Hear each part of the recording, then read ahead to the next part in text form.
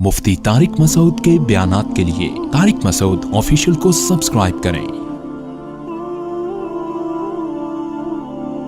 Tariq Masood official.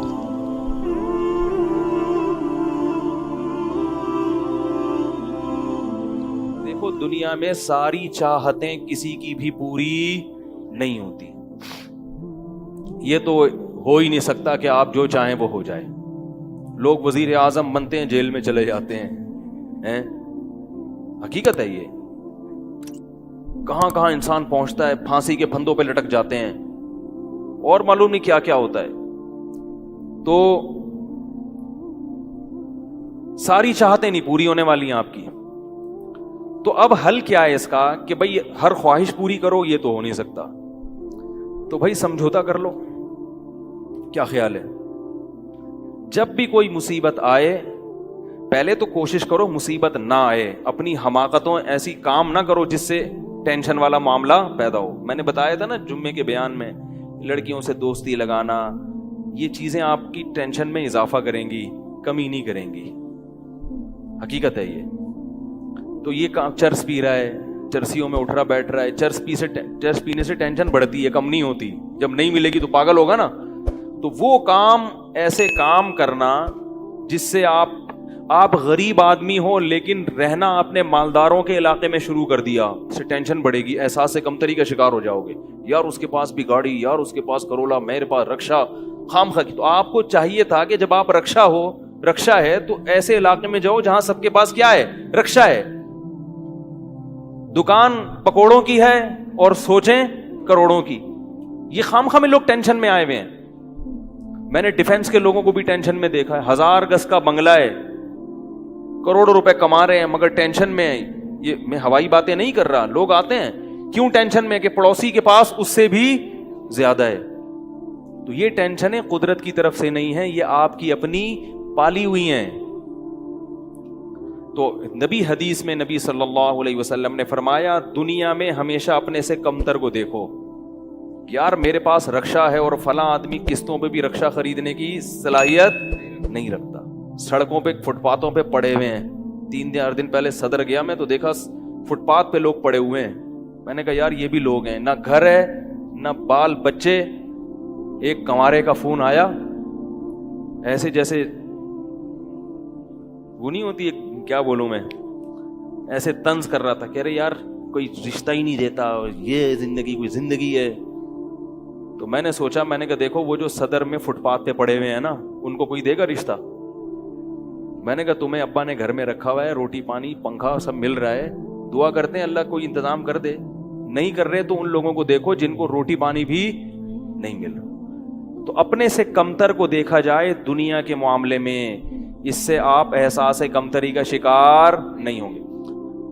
तो tension खत्म करने की एक बहुत बड़ी जरिया यह है कि अगर फिर भी कोई मुसीबत आ गई तो तकदीर का सोचा जाए कि जो चीज मुकद्दर में है वो टल नहीं सकती।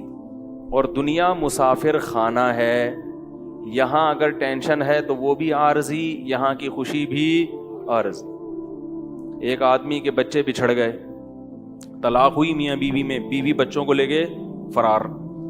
अब वो मेरे पास आया, ऐसे बेचारा, जाहिर है बच्चे तो याद आते हैं, ऐसे उसकी हालत खराब, स्ट्रेस। तो मैंने कहा केस करो अदालत में। कह रहे अदालत में केस से कोई फायदा नहीं है, नहीं मिलेंगे बच्चे। बहुत मैंने हल बताए, ये कर लो, तमाम हल नाकाम। मैंने कहा फिर यूं करो। क्या करो? मिट्टी डाल। मैंने कहा डॉक्टर आफिया सिद्दीका का सोचो, वो औरत है, जेल में है, अपने बच्चों से दूर है, मजीद औलाद भी नहीं हो सकते उसके। तो मैंने कहा तुम्हारा, अगर तुम्हें जेल में डाल दिया जाए ना अभी, तो तुम कहोगे चलो बच्चे ना मिले लेकिन जेल से तो बाहर आऊं, यही सोचोगे ना। उसका सोचो कि वो एक औरत जात है, कई सालों से जेल के अंदर पड़ी हुई है, और औरत के लिए बच्चों से जुदाई वो बहुत ज्यादा मुश्किल है। मर्द तो बर्दाश्त कर लेता है। तो मैंने कहा अब जो चीज बस में नहीं है उस पे गम करना फजूल, मिट्टी डालो ऐसे और शादी करो और मजीद नए बच्चे पैदा करो। जब इधर दूसरी औलाद आएगी तो उधर से जहन आपका हट जाएगा। कहते हैं लोग ताने देंगे, बच्चों को भूल गया। मैंने कहा लोगों के पास फालतू टाइम बहुत है, ठीक है ना, वो ताने देते रहेंगे, لوگوں کے تانوں کی پرواہ مت. جب ایک چیز آپ کے بس میں نہیں ہے تو اس پہ سوچنا کیسا. یہ بھی ایک بہت بڑا نسخہ ہے سکون کا کہ جو چیز آپ کے اختیار میں نہیں ہے اس کے بارے میں سوچنا بند کر دو. دیکھو نوح علیہ الصلوۃ والسلام اپنے بیٹے کی ساری زندگی تربیت کرتے رہے مگر وہ کافر نکلا. آخری وقت میں نوح علیہ السلام کو اپنے بیٹے پر کتنا پیار آیا کہ میری کشتی میں سوار ہو جا. بیٹا کہتا ہے سآوی الی جبل یعصمنی من الماء, میں پہاڑ پہ چڑھ جاؤں گا جو مجھے پانی سے بچا لے گا. پیغمبر کو اپنی اولاد سے بہت محبت ہوتی ہے, بہت زیادہ ہے. جیسے یعقوب علیہ السلام کو تھی نا اپنے بیٹے سے. کتنا درد ہوگا اس وقت نوح علیہ السلام کے دل میں, کیسے تڑپ رہے ہوں گے. لیکن بیٹا باز نہ آیا. وحال بینہم الموج فکان من المغرقین, ایک موج آئی اور اس کو غرق کر دیا. نوح علیہ السلام نے اللہ سے دعا مانگی ان ابنی من اہلی, اے اللہ میرا بیٹا میرے اہل و عیال میں سے ہے, تو نے تو وعدہ کیا تھا تو میرے اہل و عیال کا خیال کرے گا. اللہ نے کیا فرمایا انہ لیس من اہلک, یہ تیرے اہل میں سے نہیں ہے, اس کا عمل ٹھیک نہیں ہے. فلا تسألنی ما لیس لک بہ علم, دوبارہ یہ سوال مجھ سے مت کرنا. اب یہ نہیں کہ نوح علیہ السلام بیٹھ گئے اور یہ کیا ہو گیا اور اب سوچیں یہ تو بڑھ گیا. بس نوح علیہ السلام نے فوراً استغفار کیا. اعوذ بک ان اسألک ما لیس لی بہ علم, اے اللہ میں تجھ سے پناہ مانگتا ہوں ایسی چیز کی, میں تجھ سے ایسا سوال کروں جس کی دلیل میرے پاس نہیں. بس بھول گئے. اب یہ تھوڑی کہ روتے رہیں بیٹھ کے, بھئی جو چیز بس میں نہیں ہے چھوڑ دو. تو ہم بہت ساری چیزوں کی ٹینشن لیتے ہیں جو ہمارے اختیار میں نہیں ہے. پیٹرول مہنگا ہو رہا ہے, بیٹھ کے خام میں پریشان ہے. بھائی تم سے پوچھ کے تھوڑی مہنگا ہوا ہے. غم کرنے سے اگر وہ سستا ہو جائے تو رو. میرے پاس تھی Kawasaki G T O, Kawasaki G T O 125. آپ کو پتا ہے کیا بائک تھی وہ, ہم نے بھی بڑے شوق پالے ہیں ایک زمانے میں. میں اس میں پیٹرول ٹھیک ٹھاک ڈلتا تھا. اب جب پیٹرول مہنگا ہوتا تو سب سے زیادہ متاثر میں ہوتا تھا اس سے. 50 والوں کو کچھ نہیں ہوتا تھا. تو میں ایک دفعہ پیٹرول پمپ گیا, میں نے پیٹرول ڈلوایا اس میں, تو اس نے کہا وہ 5 روپے پر لیٹر بڑھ گیا ہے. مجھے بڑا غصہ آیا. میں نے ساتھ والے سے کہا, میں نے کہا یار یہ کیا مذاق ہے یار, ہر تھوڑے دن کے بعد 5 روپے بڑھ رہا ہے, تو آپ کو غصہ نہیں آیا؟ اس نے کہا صرف میرے لیے تھوڑی بڑھ رہا ہے, پوری قوم کے لیے بڑھ رہا ہے نا. تو مجھے اس کی بات بڑی اچھی لگی. اس نے کہا میرے اکیلے کے لیے بڑھے تو مجھے غصہ ہے, سب کے لیے بڑھ رہا ہے تو چلو ٹھیک ہے. اس دن کے بعد سے اب تک پیٹرول بڑھنے پر مجھے غصہ نہیں آیا. میں یہی کہتا ہوں یار مجھے ٹینشن لینے سے کیا ملے گا. 100 روپے لیٹر بڑھ جائے, زیادہ زیادہ یہ ہوگا, بہت زیادہ بڑھے گا تو گاڑی بیچ دو. بھائی نہیں ہمارے کنٹرول سے باہر ہو گئی ہے, گاڑی بیچ دو, دوبارہ آ جاؤ, ٹیکسی پہ آ جاؤ, پھر بھی ہے تو پھر رکشے پہ آ جاؤ, پھر چنچی پہ آ جاؤ, پھر پیدل ہو جاؤ. جو چیز اختیار میں نہیں ہے اس کی ٹینشن لینا حماقت ہے. بات آ رہی ہے سمجھ میں؟ اسی طرح یاد رکھو اولاد کی تربیت کا معاملہ ہے. ہمارے ہاں جو لوگ نئے نئے دیندار بنتے ہیں یا پرانے بھی, وہ چاہتے ہیں میرا گھر 100% خلفائے راشدین جیسا بن جائے, جبکہ بیگم پہ کنٹرول نہیں ہوتا, وہ الگ سمت میں جا رہی ہوتی ہے. اب آپ نے ڈنڈا چلانا شروع کر دیا, بچے باغی ہونا شروع. وہ بجائے دین پہ آنے کے ابا کو مکھنچو سمجھنا شروع کر دیتے ہیں اور بغاوت پھیلتی ہے. تو بھائی آپ اعتدال سے تربیت کی کوشش کرو. ہو گئی ٹھیک ہے, نہیں ہوئی ہم سے نہیں سوال ہوگا, ہم جو کر سکتے تھے ہم نے کر لیا. تو ہم نے نا بہت ساری چیزیں, یہ ہو رہا ہے معاشرے میں غلط, یہ ہو رہا ہے, وہ والے وہ جماعت کیوں آ گئی, وہ جماعت کیوں آ گئی, وہ فلاں فرقہ کیوں بڑھ رہا ہے, یہ والے کی کم ہو رہے ہیں, وہ زور سے آمین کیوں کہہ رہے ہیں, وہ آہستہ آمین کیوں کہہ رہے ہیں, ٹھیک ہے نا, وہ رفع الیدین کیوں کر رہا ہے, وہ رفع کیوں نہیں کر رہا. میرا ایک اصول ہے, میں جب کسی ٹاپک پر بیان کرتا ہوں تو مجھے جب بھی کوئی ایسے اختلافی مسائل پر بیان ہوتا ہے نا, تو اکثر لوگوں کے پھر واٹس ایپ پہ میسج آنا شروع ہوتے ہیں, آپ نے جو یہ بیان کیا اس میں یہ والی بات, حالانکہ اس بات کا جواب اس میں موجود ہوتا ہے. تو میں پھر مزید جواب نہیں دیتا, میں کہتا ہوں پورا بیان سنیں. وہ پھر جواب بھیجتے ہیں کہ ہم نے پورا بیان سنا ہے. میں کہتا ہوں دوبارہ سنیں.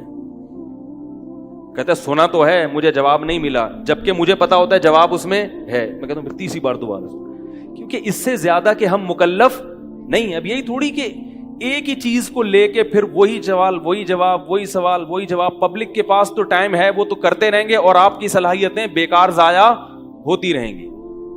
بھائی ہم نے ایک ٹاپک پر بات کی, پورا کور کیا اس کو, مجھے اچھی طرح معلوم ہے آپ کے ان تمام سوالات کا جواب اس میں موجود ہے. اب بار بار سوال کرو گے تو ہم نئے سرے سے جواب دے کے ٹائم ضائع, یہ ٹینشن ہے خام خواہ کی کیوں پالیں؟ ٹینشن پتہ ہے کیا ہوتی ہے؟ ٹینشن یہ ہوتی ہے کہ یار اتنی تفصیل سے میں نے بیان کیا پھر بھی لوگوں کی سمجھ میں نہیں آ رہا, ہائے یہ کیا یار, یہ کیا. اس سے آپ خام خواہ میں آپ کے سر کے بال غائب ہوتے رہیں گے. تو ہم یہی کہیں گے اے اللہ ہم سے جو ہو سکا تھا ہم نے کر دیا, اب سمجھ میں آنا سمجھانا کس کے بس میں ہے؟ اللہ کے بس. نبی کی بات سب کی سمجھ میں نہیں آئی, اور اللہ تعالیٰ نے نبی کو کتنی تسلیاں دی ہیں قرآن میں.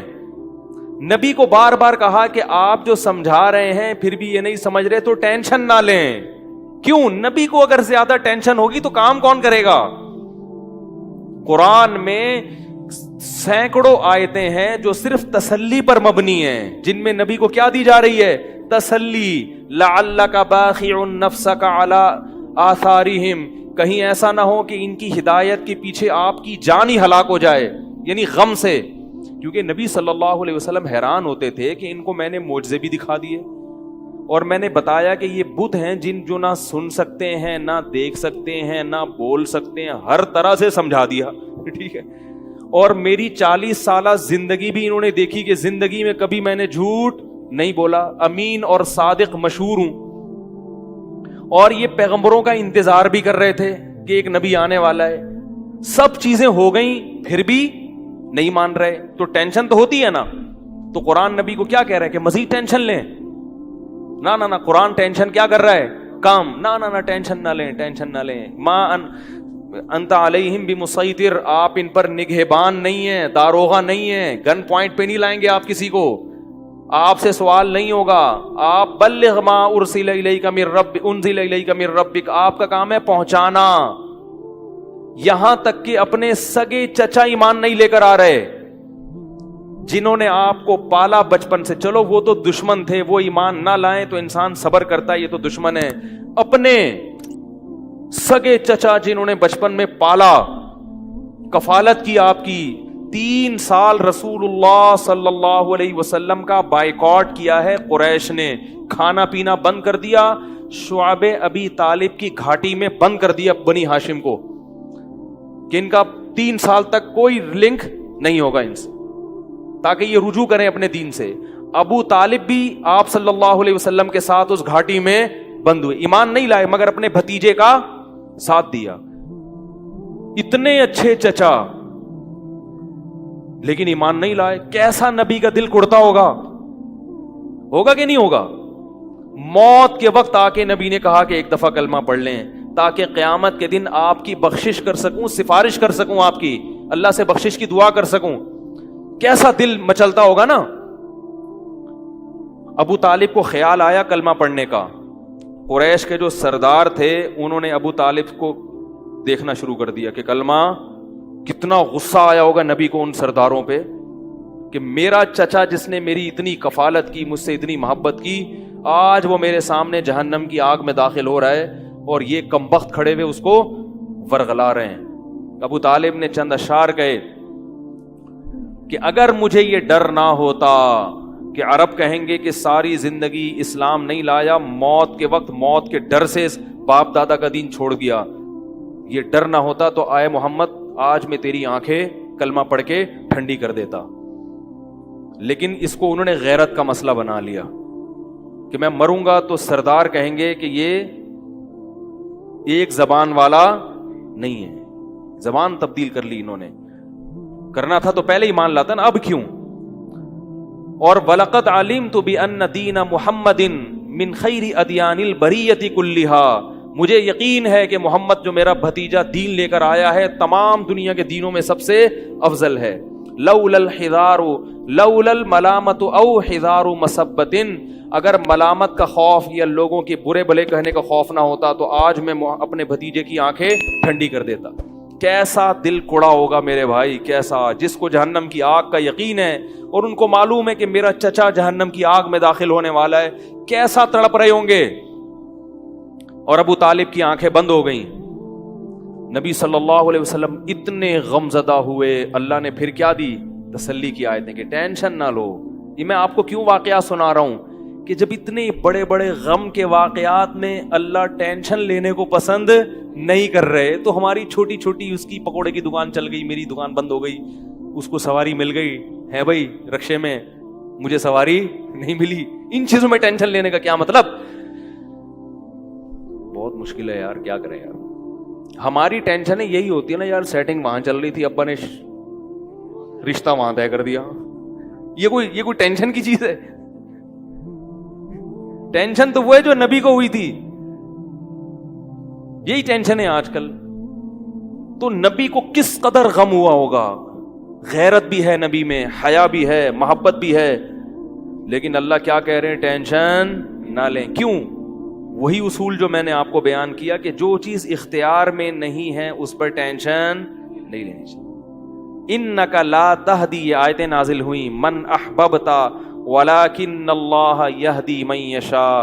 اے محمد, جس سے آپ محبت کرتے ہیں اس کو ہدایت دینے کے مالک نہیں ہیں.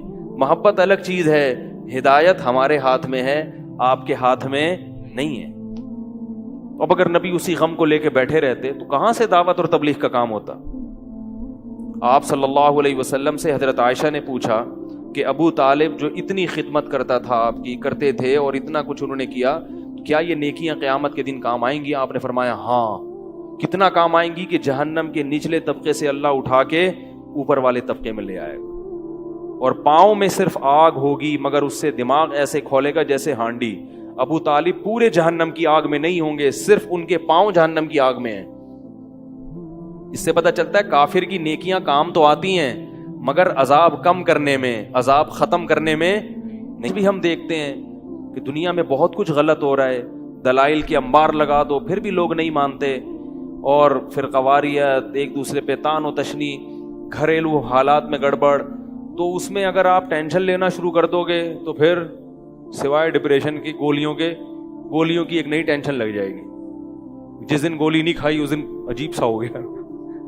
ڈپریشن کا مریض کو جس دن گولی نہ ملے وہ خود گولی کی طرح بن جاتا ہے, وہ پھر کئی لوگوں کو گولیاں کھانی پڑتی ہیں اس سے بات چیت کے بعد. تو اس لیے میرے بھائی دو چیزیں یاد رہیں گی, ایک نیند اور دوسرا ٹینشن. جتنا ہو سکے, پھر بھی اللہ کی طرف سے ہوتی ہے, ایسا نہیں ہے کہ ناممکن ہے 100% ہی ختم ہو جائے, یہ تو ممکن نہیں ہے, لیکن بہت سی چیزیں خود مسلط کی ہوئی ہیں.